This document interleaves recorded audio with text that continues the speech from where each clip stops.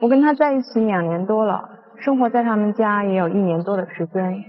我们这段感情真的很不容易，从订婚开始就一直大吵小吵不断。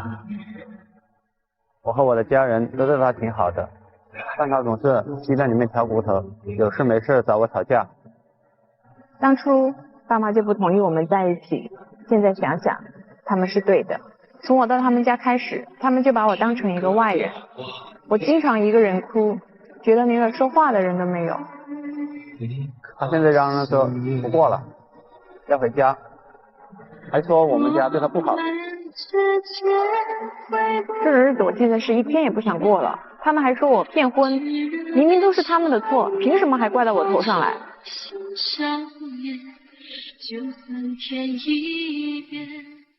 这样的爱情不要也罢，大概是女生说给编导听的，内心里是真的不想要呢，还是希望通过这个节目做一些调整呢？掌声请出他们，来，掌声有请。男嘉宾小勇28岁，来自湖南无业；女嘉宾小婷27岁，同样来自湖南，是一名文员。来，有请两位。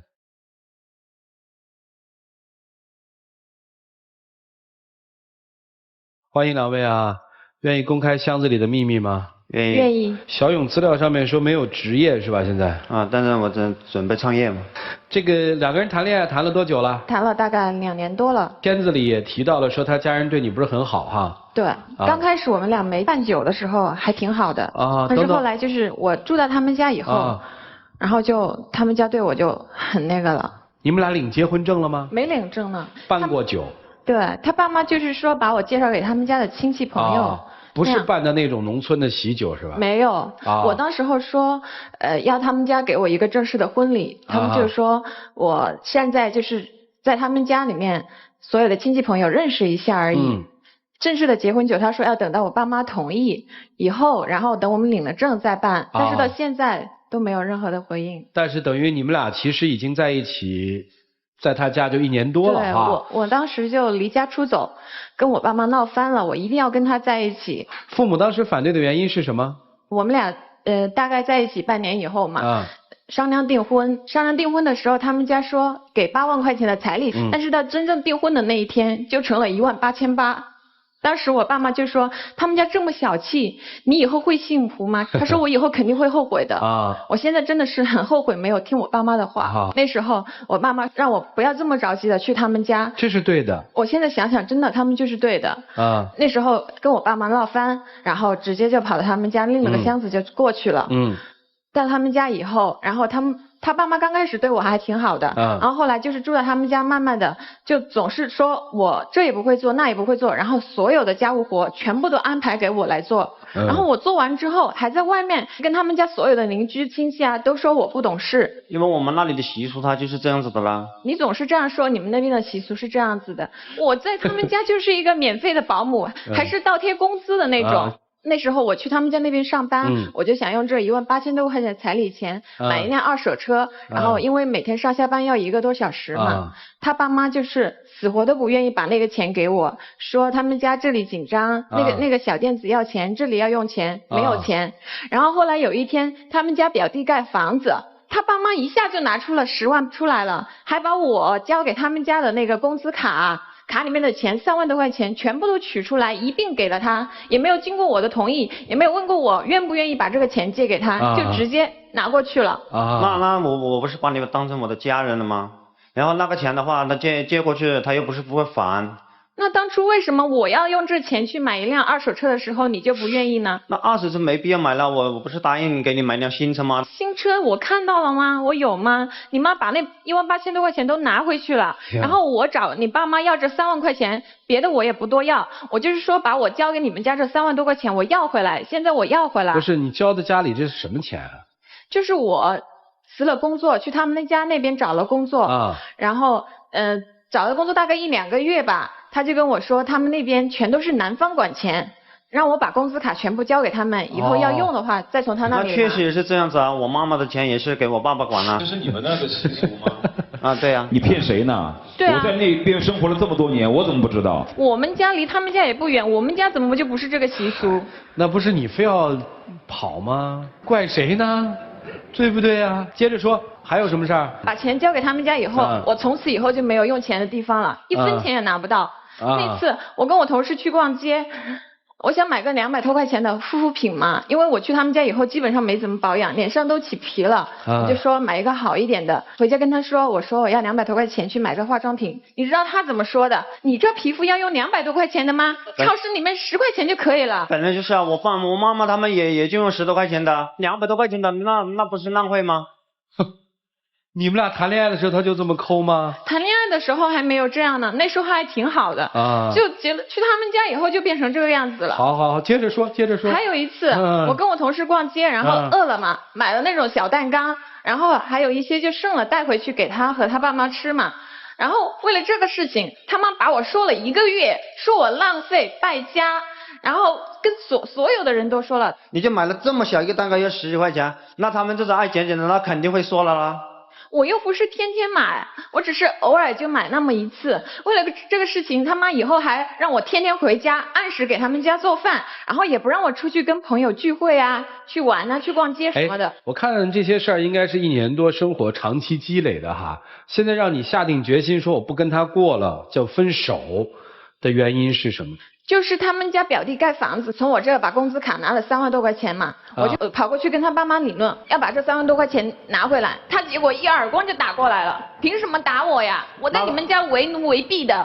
那个事情我不是跟你道歉了吗？再说了，你跟我妈是什么态度了？我对你妈妈态度还不好吗？我以前也是把她当婆婆一样的孝敬，但是她是怎么对我的？我生病了，在床上躺着，你妈妈一把就把我的被子掀了，把我叫起来，一定要我做了饭再去睡。那个只是个误会啊！再说了，我妈妈他们就有点什么小毛小病的啊，他们也没有什么，还是跟正常一样的啦。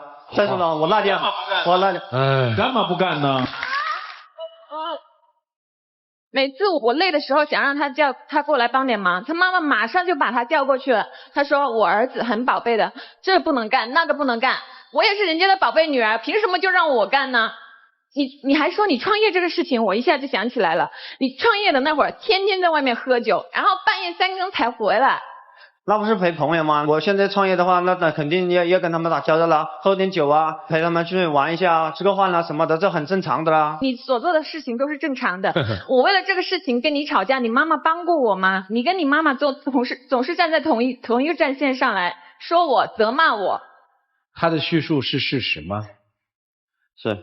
我刚才一直怕这个女生是夸大其词，就是今日之中国还有这样的这个。但是因为本来她来到我们家，我当然是把她当成家人啦。然后在我们那习俗本来就是这样子嘛。以前我妈妈他们也是啊。现在我娶了儿媳妇的话，当然那就不一样了嘛。好，你在乎她吗？在乎。真在乎吗？真在乎。真在乎她，为什么她做家务你不做呢？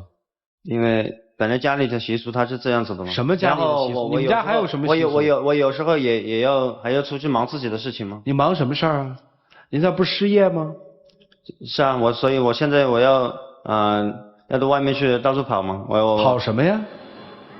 这不是我要创业嘛？当然。你为什么要创业啊？跟朋友打交道，然后要赚钱嘛，要养家嘛。他有问你要过钱吗？他有时候也问嘛，他以前他就有那种乱花钱的习惯嘛。乱花钱，可是他的钱不都交给你们家了吗？他花什么呀？所以说我现在。所以说什么呀？女生，我问一个问题，这次是希望老师们帮你去管教他，还要回去，还是真的要分手？我觉得我当初看上他也是觉得他人好，但是从我到他们家生活的这1年多里，我真的是没有过一天快乐的幸福的日子。我觉得我的整个就是一个悲剧。我现在不想别的，我就想把那3万多块钱拿回来，我真的是不想过了。好，问问他，如果分手的话，3万多块钱还给人家吗？但是我们那里问你呢，别说习俗，分手了，人家在那儿工作的钱都交到你们家了，给人家吗？但是他在我们那里已经办过酒席了，那基本上已经是我家里人了，算是结婚了，对吧？按你的说法，对吧？当地习俗能离婚吗？可以。可以吗？可以。当地习俗离婚的时候分财产吗？分吗？怎么分？不是一人一半吗？怎么分吗？一人一半吗？一人一半是吧？来，把你挣的钱和他挣的钱加在一起，分给人家，该分多少钱？说个数，说个数吗？你这1年多挣了多少钱啊？7、8万吗？7、8万加他的3万多，那就分人5万块钱嘛，行吧？你们当地习俗可没说不让离婚，而且你自己说的，你能尊重习俗，我们就按你们当地的习俗办，好吧？其实我也不是看上他的钱。你行了，你闹到这个程度，你都没法用法律来保护自己，只能谈习俗了。人就顺人习俗走呗。其实中国人最好的习俗是什么呀？你没婚嫁的时候你就住人家去了。中国有句老话叫可怜之人必有可恨之处，因为很多时候是我们自己把自己的生活变得很混乱，我们没有想清楚，没有想明白。那针对这一对的情况，老师们会如何来帮助他们呢？一起进入丘比特问卷。28岁无业，在整个陈述过程当中呢，一直我妈说把妈挂在嘴边儿。在谈恋爱的时候，他是不是特听话？是，那时候他对我特别好。是的。那时候逛街的时候，他还看我穿了高跟鞋去逛街嘛，还特意带我去鞋店买了平底鞋给我，然后还蹲下去帮我穿鞋子。总之，他对你很好。对。也就像现在好像他对他妈妈一样，他也会听你的话，也会对你好。但是，一旦生活在一块儿的时候，那个妈妈出现了，因为有那个妈。他就听那个妈，为什么呢？妈妈呢有一个心理特征，他会把妈呀分成2种妈，一个是好妈妈，一个是坏妈妈。他会无形当中在2个妈妈发生冲突的时候，会把原来那个妈亲妈当成好妈妈，而把你当成坏妈。所以这样的话呢，他就把他的脾气通通发泄在你身上。我觉得这个问题有解。为什么有解呢？因为他是妈宝男，他没断奶。我给你2个分开。第一个分开断奶，如果男士愿意的话，跟妈妈协商，你们俩单独出来住，因为日子要你俩过。当然，如果他还是不愿意出来，那就第2个分开，那就是分手了。这是我的观点。我也非常赞成搬出来住，那才是你们真正的婚姻生活。男孩子，我给你一个建议，我觉得要尊重他。给他最起码的尊重，你现在对他不够尊重，根本不让他有自己的想法，他的钱、他的经济方面、他的想法全是都由你家来控制的，这个不公平的。如果你还想跟他继续生活在一起，你要让他至少把他3万块钱先还给他，让他把自己辛辛苦苦赚来的工资他自己能够支配。其次要尊重他所有的想法。好，谢谢薛总。你们那儿的习俗啊，有没有这么一条？如果你找不着媳妇儿，你就是大逆不道。也有吧？我看你快了，这么一个好的媳妇儿，就让你一点一点的给赶走。但其实这里最大的问题啊，在于你身上。你希望别人把你当媳妇儿看待，家里人看待，但为什么他们就把你当保姆呢？为什么之前他能俯下身来给你穿鞋？为什么那会儿他能俯下身来？现在就是你生病了也得有人撩被子让你起来干活，他却什么都不做，为什么呀？我觉得我就是当初没有听我爸妈的话，执意要嫁到他们家。关键问题不是你没有听爸爸妈妈的话，而是你没有真正的把自己做的让人家看得起。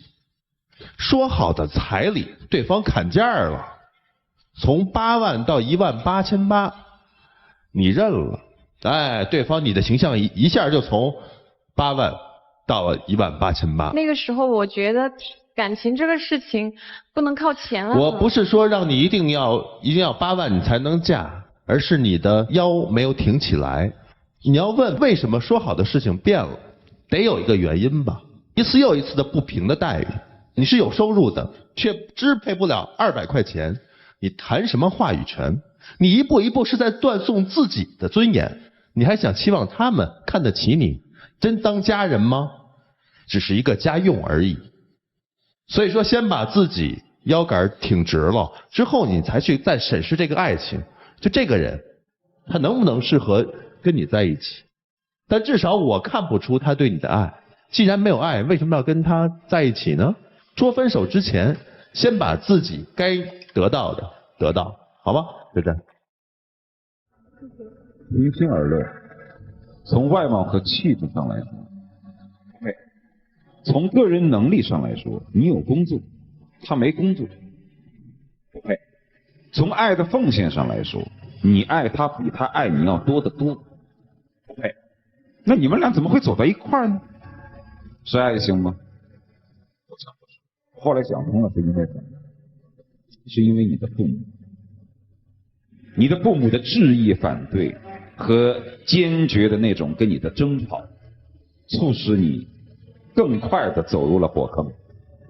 你的父母要检讨，当然你也要检讨。父母对于孩子的婚姻的干涉，有的时候越干涉，越恰恰是把自己的子女推入火坑。我就不明白，一个没有工作，在家里也不干家务、没有生活能力的人，他怎么可以结婚？还怎么可以找你？你怎么看上他的？就这么一个男人，他居然可以在家里耀武扬威的扇你一个耳光，可以跟你说，就你这脸，你也配擦200块钱的护肤品？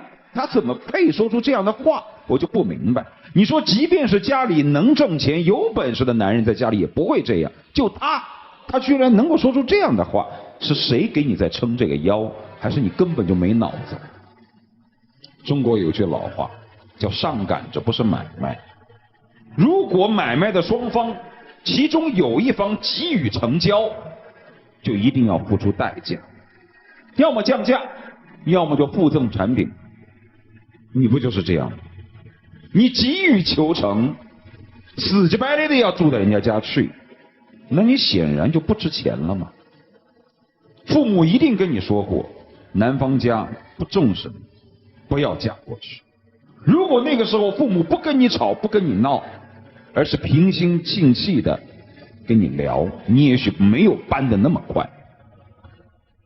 但是你当时为什么那么认准了就要搬过去？是因为你满心的希望这个平时可以低下来给你穿鞋，看着你脚磨破了心疼的男人，会在家里面一样始终如一的把你当作宝贝。但是你了解他吗？如果你事先就了解他在家里面就是个妈宝男的样子，你会嫁给他吗？你根本就没有了解清楚，也没有了解他们一家人是什么样的习俗，你就过去了。你还想有什么样的待遇呢？那不就是人家说1就是1吗？人家说2就是2吗？哎，我问你啊，他第一天搬到你家去的时候，你心里什么感觉？反正我就肯定是高兴的。高兴的话，你为什么不疼他呢？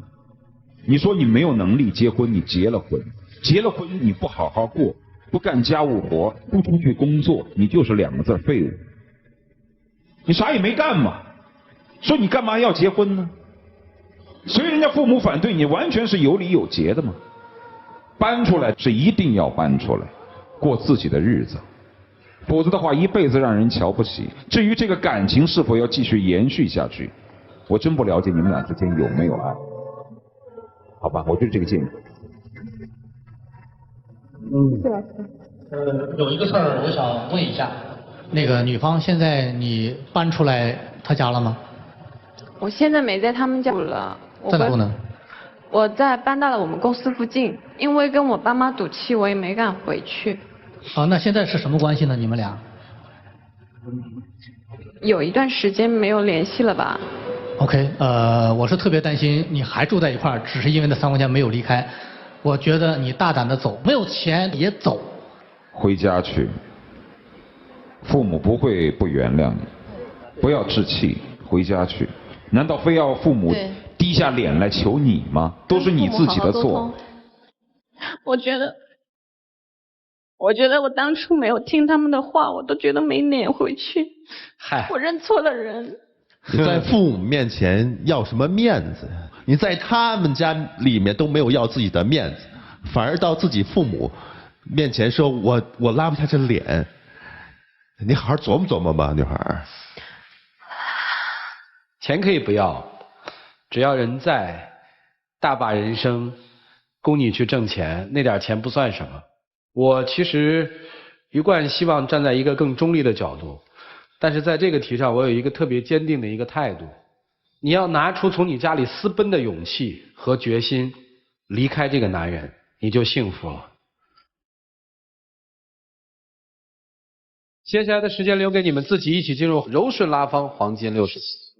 我觉得可能我之前对你的那个做法可能是不对的，让你在我们家受了委屈，我呢也会跟我的家人说，让他对你好。像这种就加我的话，到时候我会跟你一起承担，相信我，我会跟你幸福。让我想想吧，我觉得我们还是想想吧，多考虑一下吧。女生还有一种方式可以帮助到你，先来选一下啊。第一，求助现场观众；第二，倾听第三方的声音；第三，再次的求助爱情导师。你选择的是？我想求助一下爱情导师。涂老师，你当初那么坚决的收拾好行囊从家里面出去的时候，伤心的是你父母，去意决绝的是你。现在你收拾行囊从男方家里搬出来的时候，决绝的是他父母，伤心的是你自己。所以这么一对比，你应该知道谁是最爱你。我不知道你是怎么判断的，我是觉得这个男生对你几乎没有什么爱，而只有占有。即便是个唯唯诺诺的男人，不敢与父母作对，也应该明里暗里的对你进行关爱，但是没有。所以这一点东西已经非常清楚。而且尝试着用3万块钱来扣住一个人，这已经是很卑劣的方式。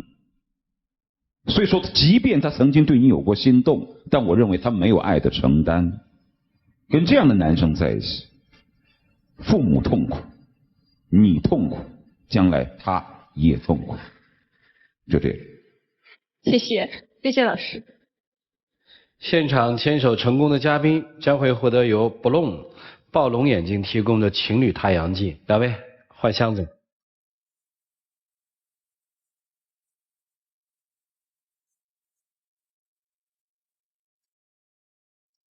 来，请关门。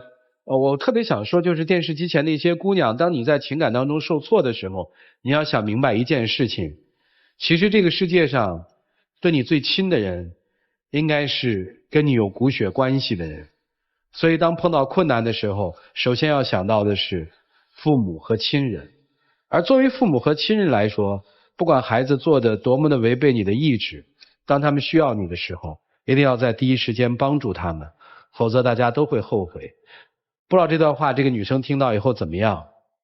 来看看结果。5、4，请开门。妈，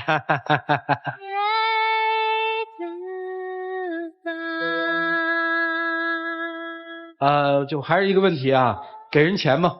我可以把那个钱还给他，然后我就希望他还是能够留下来，然后呢，我改变我的态度和那个做法，我可能以前是做的不对，还是希望他能留下来。请回吧，谢谢啊。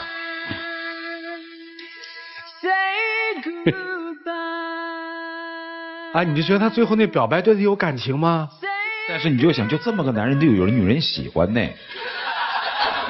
不奇怪吗？他吸引嘛，没办法。